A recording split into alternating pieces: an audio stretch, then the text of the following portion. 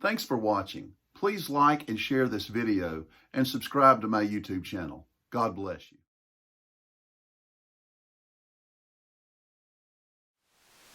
I hope you've seen the first two videos of the Christmas traditions, the first from the Gospel of Matthew and the second from the Gospel of Luke. This is the third and final video of the series, and today we're going to be talking about the extra-biblical traditions of the Christmas message. When we're talking about extra-biblical traditions, we're talking about those traditions that came from oral traditions that somehow and eventually were written down in apocryphal books. These are books that date from the early 3rd century to the 5th century, sometimes even later. They're of spurious authorship. We don't know who wrote them, but at any rate, they became a part of the Christian tradition. The first of these is the Protoevangelium of James. James, of course, was the brother of Jesus, and this is supposed to be the first gospel of James. It's the oldest of the infancy gospels, and it originated in the late 2nd century, probably somewhere in Syria. It tells the story of the Annunciation of Mary. We're introduced to Mary's parents, Joachim and Anna. An angel appears to them and tells them of Mary's birth. When Mary is 3 years old, they give Mary to be raised in the temple, much the same way young Samuel was raised in the temple. It also tells the story of Joseph, Jesus' father. An angel gave to Zechariah, the father of John the Baptist, the method by which Mary's husband was to be chosen. And Mary's husband is chosen because a dove flies out of Joseph's rod. Another early example of apocryphal gospels is what is known as the Arabic infancy gospel. It's now lost. We don't have any existing copies of it, but we know that it existed because it is referred to in other work. We know that the Arabic infancy gospel originated in the 4th or 5th century, and it was very popular in the Middle East. In this gospel, Zoroaster, who was a Persian prophet, predicted the birth of Christ. Some of its contents of the Arabic infancy gospel have survived in the modern Quran, the holy book of the Muslim faith. The story focuses on the Holy Family in Egypt, and it links the Nativity to the Passion. That's why in many churches you will find hanging over the altar Jesus on the cross during the Christmas season, and directly under that cross will be a nativity scene. So what about these three wise men, these three kings? Who were they?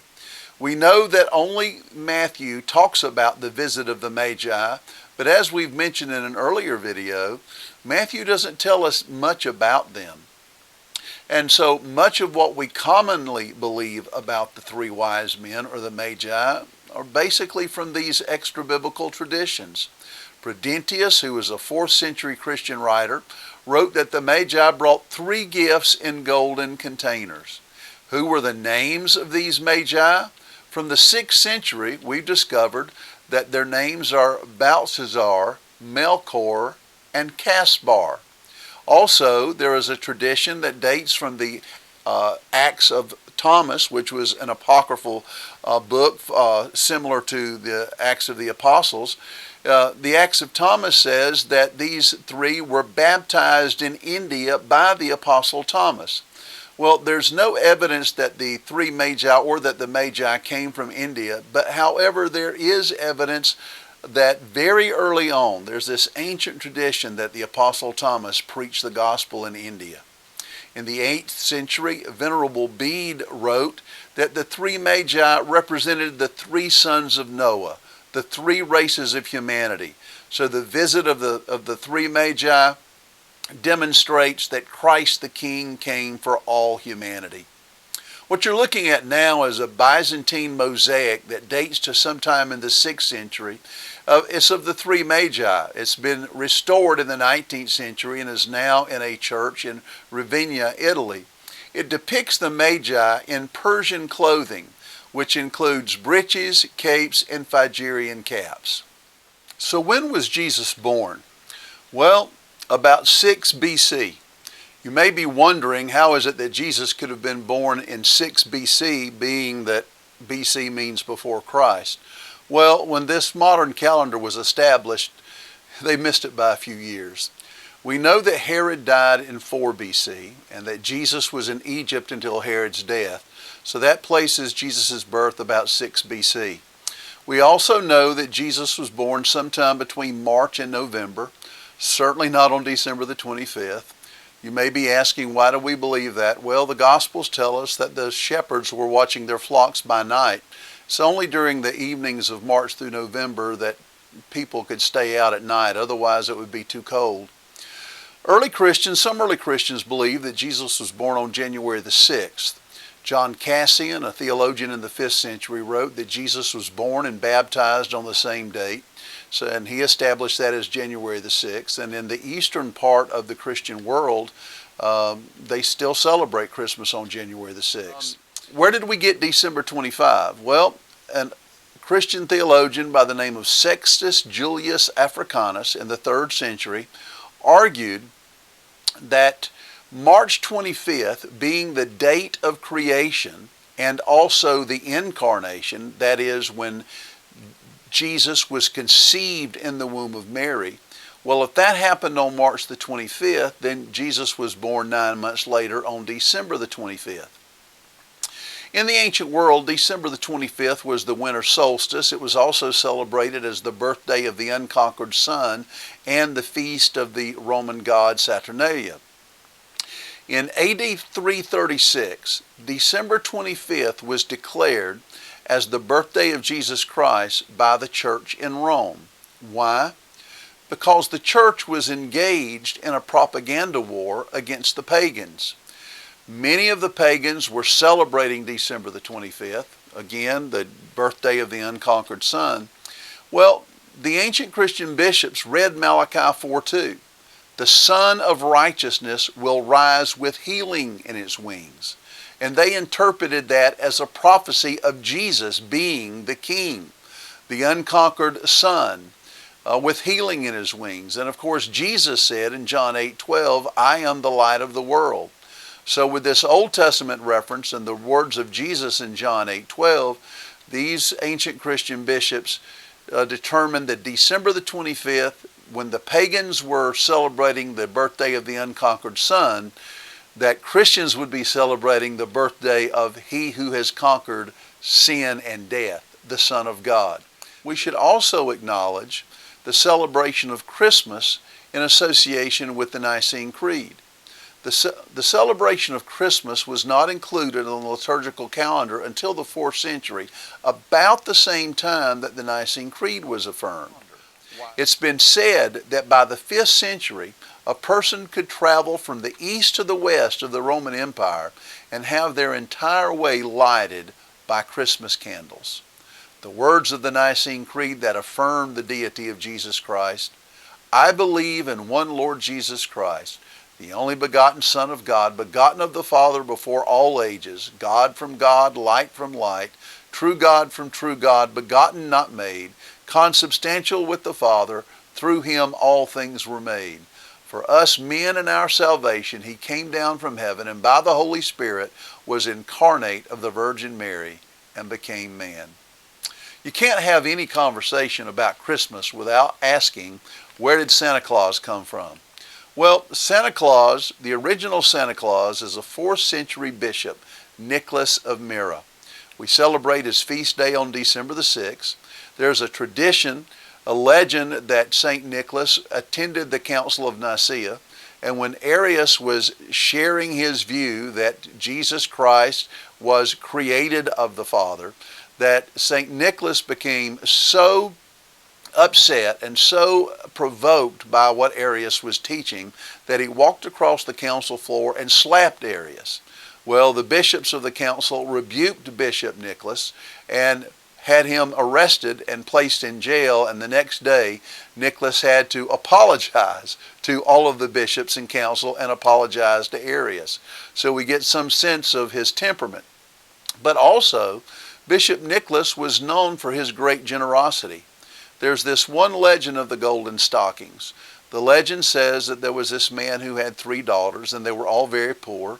And because they were so poor, they would not have a dowry, which meant that they could never be married. That meant they would either be sold into slavery or they would work their lives as prostitutes.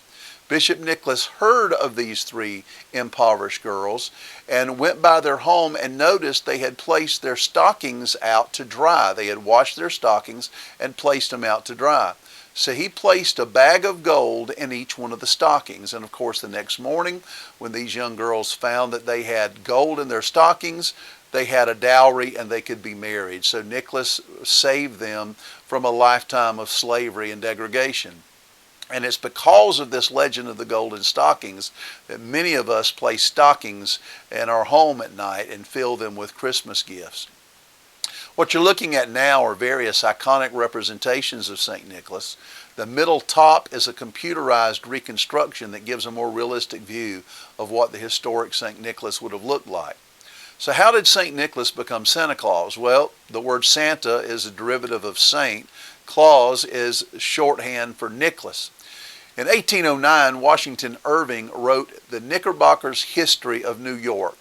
And in that book, he depicted Santa Claus as riding a horse and wagon giving gifts to children on December the 6th. And in 1821, Clement Moore wrote A Visit from St. Nick, and he depicted Santa as riding in a sleigh drawn by 8 flying reindeer giving gifts on Christmas Eve. And Thomas Nast was the illustrator for that book. The modern Santa Claus that we all envision comes from a 1931 Coca-Cola advertisement. So Merry Christmas, Santa Claus. Big fat guy in a red suit. Also, every Christmas we celebrate with manger scenes. You may ask yourself, well, where did the manger scene, where did it originate? The first manger scene was erected by St. Francis of Assisi in 1223. What about Christmas trees? Some people have suggested that to have a Christmas tree is associated with paganism. And they take that from Jeremiah chapter 10, verses 3 through 4, which says, For the statutes of the peoples are vanity, because it is wood cut from the forest, the work of the hands of a craftsman with a cutting tool. They make it beautiful with silver and with gold. Some folks read that and think it's talking about a Christmas tree. Well, it's not. It's talking about the way people in the ancient Near East fashioned idols. They would cut down a tree, form some kind of image out of the trunk of the tree, and then decorate it with silver and gold. No one worships a Christmas tree. Nobody prays to a Christmas tree. Nobody sings to a Christmas tree. So no, Jeremiah 10 is not speaking about Christmas trees. So when were Christmas trees first used? Well, in 1510 in Latvia, and then in 1521 in Strasbourg, Germany. And throughout those 1500s, Christmas trees became very popular in Germany and throughout Europe. They were initially known as paradise trees because they were associated with the feast of Adam and Eve on Christmas Eve, and they were decorated with round pastry wafers similar to a communion wafer, so they became known as trees of life. Christmas trees became popular in the United States due to an image of Queen Victoria and Prince Albert in 1841. You may not know this, Christmas is actually a season of 12 days. Goes from December 25 to January 5. On December 28, we observe the slaughter of the holy infants. On December the 30th or January the 1st, we acknowledge and observe the flight of the Holy Family into Egypt. Also, on the first Sunday of Christmas or on January 1st, we observe the naming of Christ, the Holy Child, the holy name Jesus. And the 12th night of Christmas is January 5. So why should we celebrate Christmas? Well, some suggest that we shouldn't, because it's associated with pagan holidays. But I'm going to suggest that we should celebrate Christmas for 3 reasons. Number 1, it's a historical event. Jesus Christ was born of the Virgin Mary. Number 2, it celebrates the incarnation of the eternal Word, the birth of the divine human Son of God. The eternal Word incarnate in the womb of Mary. And the third reason that we should celebrate Christmas is because it's evangelism. During this time of the year, we have the intention of the whole world. Let's remind them why we celebrate. Let's tell them about the coming of the Son of God. Pagans are trying to reclaim the winter holiday season as their own. We should make every effort to proclaim that Jesus is the reason for the season.